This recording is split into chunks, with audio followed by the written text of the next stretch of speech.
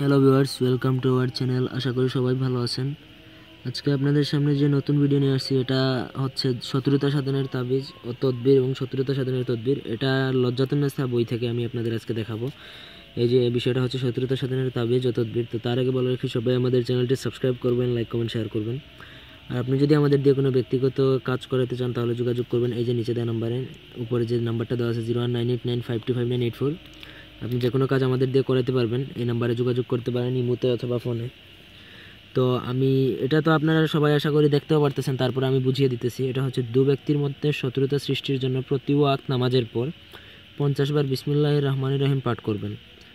তারপর প্রতি 10 বার বিসমিল্লাহির রহমানির রহিম পাঠ করা শেষে একবার এটা পড়বেন। এই যে আয়াতটা, এটা বাংলায় দেওয়া আছে, ওয়াল কাইনা বাইনাহুম আদা ওয়াতা ওয়াল বাগদা ইলা ইয়াউমাল কিয়ামা পড়বে। খতম শেষ হলে মানে 10 বার পরে একবার, 10 বার পরে একবার, এটা শেষ হলে একবার বলবেন আলা বুকজিন, এটা বলবেন আলা বুকজিন অমুকের পুত্র অমুকের সাথে, মানে যে বিচ্ছেদটা লাগবেন সেটা বলবেন। তারপর এটা পরীক্ষিত আমল।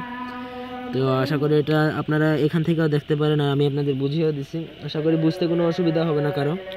তো এই ছিল আমাদের আজকের ভিডিওটি ভালো লাগলে সবাই লাইক দিবেন, কমেন্ট শেয়ার সাবস্ক্রাইব করবেন। আর ব্যক্তিগত যে কোনো কাজে উপরে যে নাম্বারটা দেওয়া আছে এখানে যোগাযোগ করবেন সবাই।